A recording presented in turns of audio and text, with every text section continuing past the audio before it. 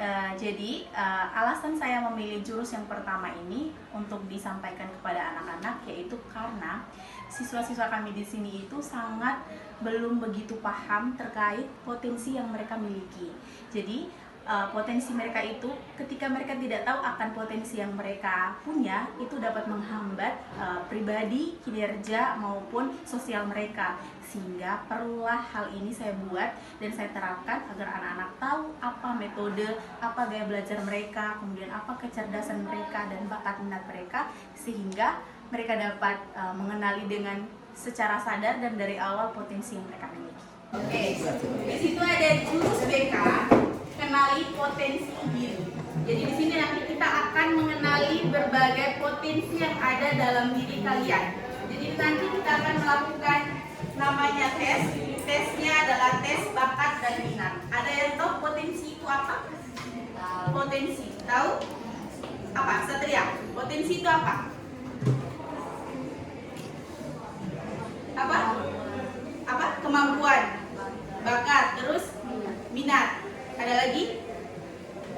Ada lagi? Oke, yang disampaikan Satria itu betul. Potensi itu adalah bakat, kemampuan, minat. Jadi potensi yang ada dalam diri kalian itu bukan cuma satu. Jadi ada banyak, mulai dari kepribadian, bakat dan minat, terus karakter. Terus di situ nanti yang kita akan hari ini pelajari adalah terkait gaya belajar. Silakan buka Google. Sudah? Sudah. Ketik aku pintar, spasi. Aku pintar di Google. Masuk muncul?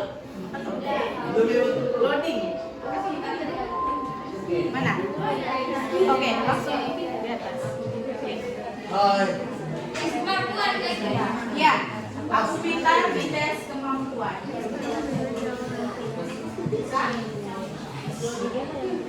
Sudah nih. Satu ini sudah.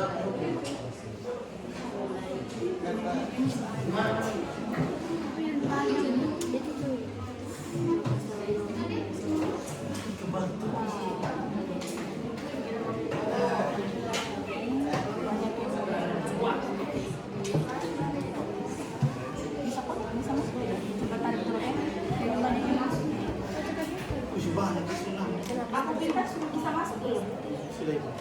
Ada yang sudah bisa akses? Itu harus di ini terus. Di apa namanya? Refresh terus. Karena ini kalau sudah masuk di aplikasinya tuh karena banyak yang akses. Itu tunggu 5 menit.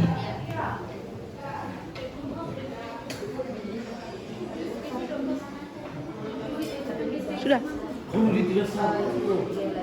Tunggu. Tunggu. Sudah bisa?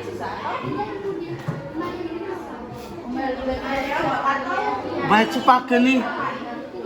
Banyak supake. Kau supake kah? Oke. Sudah. Tapi yang pakai saya punya.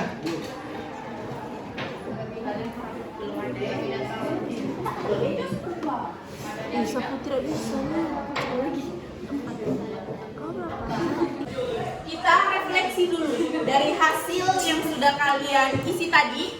Yang pertama, apa gaya belajar dominan pada dirimu? Jadi semuanya yang berapa tadi? Bersebelas.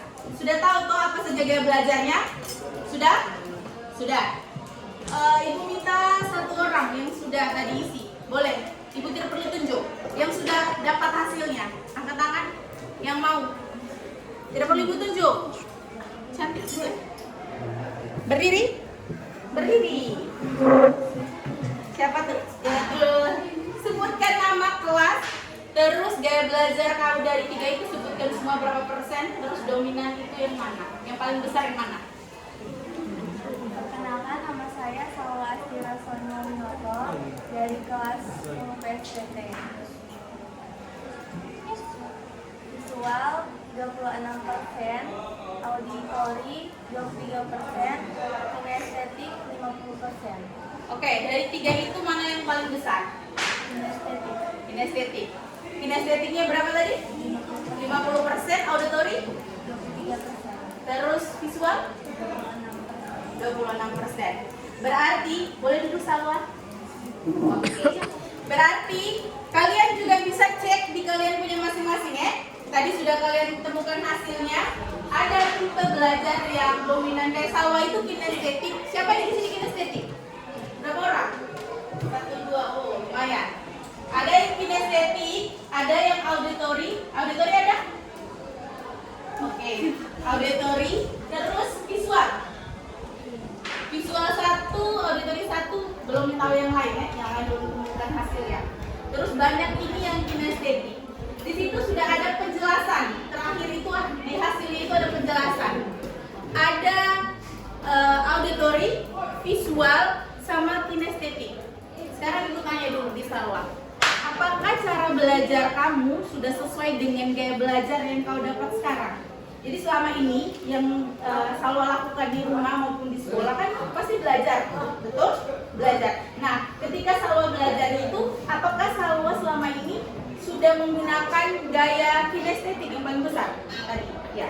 Apakah seperti itu atau mungkin ibu saya tidak tahu, saya selama ini tuh hanya mengikuti naluri saya pengen belajar gambar ya sudah saya pakai gambar atau melihat menonton, ataukah saya mendengarkan musik baru saya paham, ataukah dengan kinestetik itu sendiri yaitu bergerak lebih senang kalau misalkan mendapat pelajaran itu kayak ada permainan games itu tuh yang lebih tangkap Salwa yang dapat materi itu. Selama ini gaya belajarnya Salwa bagaimana di rumah? Kalau Salwa belajar itu Salwa sukanya apa? Mendengar musika atau melihat gambar-gambar atau tadi seperti yang sudah kita tes itu dominannya dari kinestetik. Yang mana? Mendengar musik. Selama ini yang Salwa lakukan mendengar musik atau yang mana? Suaranya bisa saja Salwa tapi bisa takut. Yang kinestetik. Ibu mau tanya, kalau di kelas tuh misalkan ada pelajaran kejuruan, misalkan kejuruan. Kejuruan itu pastinya kalian disuruh banyak praktek, betul? Ya. Tapi karena ini posisi kalian masih kelas 10, pasti dapatnya teori dulu. Kalau yang kinestetik, biasanya kalau mereka dapat teori terus belum dipraktekkan, biasanya mereka kurang paham begitu. Jadi mereka maunya setelah belajar teori, hari itu juga langsung dipraktekkan. Nah, ketika setelah dipraktekkan, itu materi itu tuh sangat-sangat mudah diingat, sangat-sangat cepat tangkap. Betul tidak yang kinestetik? Daripada hanya belajar teori 2 bulan atau 1 minggu kemudian baru kalian praktek, pasti hasilnya beda toh? Ya. Nah itu kalau gaya kinestetik itu seperti itu. Yang tipe-tipe kinestetik biasanya begitu. Jadi habis mereka mendapatkan teori harus langsung dipraktek. Nah kemudian ketiga itu pengalaman belajar apa yang paling mudah dipahami. Berarti Salwa itu lebih mudah memahami materi yaitu tadi karena besarnya di kinestetik berarti lebih condong ke kinestetik. Meskipun di tiga gaya itu ada yang auditory, visual dengan kinestetik itu ada berapa persen? Memang ada tapi tidak sebanyak yang dominan tadi. Makanya Salwa tuh memang senang begitu mendengar, tapi tidak sesenang itu kalau misalkan langsung dipraktekkan karena yang lebih besar itu dipraktekkan itu. Begitu kita sudah masuk ke konsep. Tadi ada 3 gaya belajar, auditory, apalagi?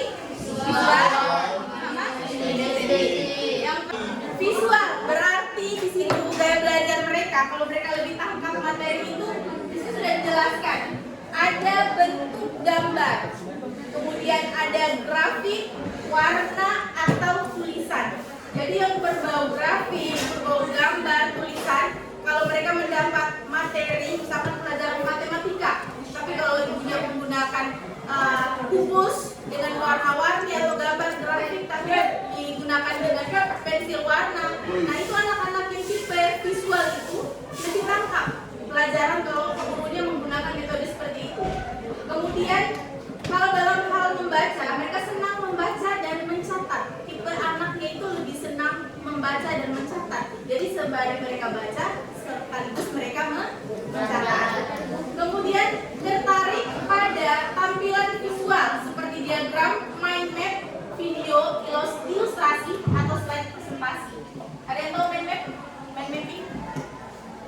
Tahu tidak? Kayak bentuk poster, kayak karton menggambarkan kayak bentuk awan, kayak bentuk bagan-bagan tuh. Nah, itu namanya mapping. Nah, anak-anak dengan tipe visual itu lebih senang pelajaran mereka menangkapnya itu dengan cara seperti itu. Misalkan ada pelajaran bahasa Indonesia disuruh buat dongeng, akhirnya mereka menceritakan kembali itu dengan menulis ya seperti itu kayak mapping itu. Kemudian video. Jadi kalau ditampilkan video ilustrasi seperti ini, ada slide presentasi yang berwarna-warni yang mengandung gambar-gambar, itu anak-anak tipe visual itu lebih paham materinya. Terus saat memahami pelajaran cenderung membayangkan dalam pikiran. Jadi ketika guru jelaskan, mereka juga seolah-olah membayangkan apa yang guru kasih penjelasan itu. Setelah mereka bayangkan, dibaca. Mentor itu lebih cepat paham jika informasi yang disampaikan itu secara lisan. Jadi kalau kamu lihat anak-anak yang tipe belajar ini, apa namanya auditor itu, jangan kalian pikir orang gila ya. Biasanya mereka kayak ngomong sendiri gitu. Jadi ketika mereka lihat mereka punya catatan atau hasil materi yang disampaikan guru, untuk mereka mengingat lagi, mereka biasanya bersuara gitu. Jadi kayak mengajak ngobrol diri mereka sendiri. Jadi mereka baca buku, setelah itu mereka menghafal, tapi tipenya mendengarkan dengan suara yang lantang seperti itu. Jadi senang berdiskusi. Jadi mereka tipenya tidak pengen belajar sendiri. Kalau mereka ada sesuatu materi, mereka sharing dengan mereka punya teman. Sakila begitu tidak? Ya? Begitu? Terus mendengarkan penjelasan atau mendengar suara guru. Jadi tipe guru yang bilang kalian catat, yang tipenya suka catat buku halaman ini, itu tipe auditori itu sangat yang sakal. Mereka sangat tidak suka dengan tipe seperti itu. Mereka senang gurunya itu menyampaikan, jangan menyuruh mereka mencatat tanpa ada kata-kata. Sering tidak begitu? Sering. Pengalaman? Iya. Senang tidak kalau dibuat seperti itu? Tidak. Ya kan? Karena kalau seperti itu kalian tidak mendapatkan pelajaran estetik ini. Biasanya orang-orang bilang itu anak-anak yang suka kecil-kecilan, tidak mudah. Maksudnya dia tidak suka diam.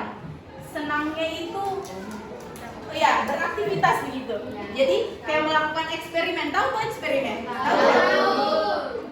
Jadi kalau misalkan dikasih suatu materi, apalagi kalian ini adalah SMK, betul. SMK itu berarti lebih dominannya itu ke praktek. Nah, seperti yang Ibu ulang lagi yang tadi Ibu jelaskan, kalau kalian yang tipenya gaya belajar kinestetik, sukanya itu langsung di lapangan. Yang tadi, suka praktik eksperimen ataupun aktivitas fisik. Mudah bosan jika hanya duduk diam. Untuk di aplikasi, di situ ada 3 yang harus kalian buat.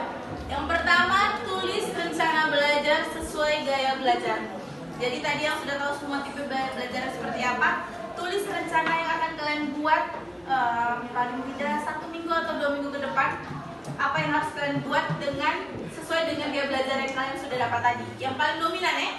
Terus yang kedua, target saya minggu ini dalam belajar sesuai gaya belajar itu apa? Terakhir, komitmennya cukup tanda tangan dengan kalian tuliskan nama.